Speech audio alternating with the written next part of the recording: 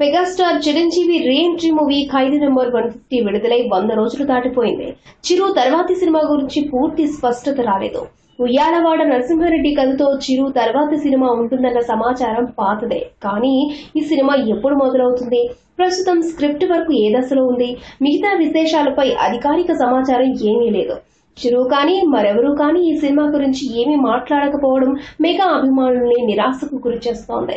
ఇలాంటి తరుణంలో చరణ్ తన తండ్రి 151వ సినిమా గురించి స్పందించాడు. సుకుమార్ దర్శకత్వంలో తాను చేస్తున్న కొత్త సినిమా షూటింగ్ స్పాట్ దగ్గరకు వచ్చిన అభిమానుల్ని ఉద్దేశించి మాట్లాడుతూ చిరు సినిమాతో పాటు తన సినిమా ముచ్చట్లు కూడా పంచుకున్నాడు. నాన్నగారి 150వ సినిమా ఘన విజయం సాధించడానికి కారణం అభిమానులే. 151వ సినిమా ఆగస్టులో ప్రారంభమవుతుంది. ఇంతవరకు ఆయన ఇలాంటి పాత్రలో కనిపించలేదు. నాన్న ఓ గొప్ప పాత్రలో కనిపించబోతున్నారు. భారీ బడ్జెట్ తో ఈ సినిమా నిర్మాణం జరగనుంది. ఖచ్చితంగా పెద్ద విజయం సాధిస్తుంది.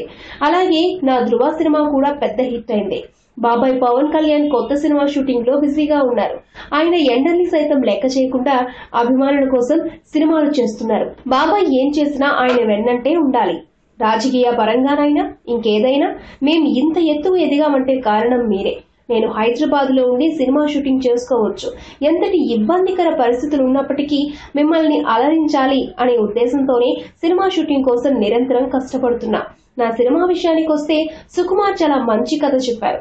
కథా కథనాలు చాలా డిఫరెంట్ గా ఉంటాయి. అందుకే సినిమాకు కమిట్ అయ్యా.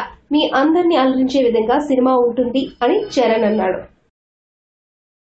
ఈ వీడియోపై మీ విలువైన కామెంట్స్ ని మాతో షేర్ చేసుకోండి. అండ్ ఇంకో విషయం, సబ్స్క్రైబ్ చేయడం మర్చిపోకండి.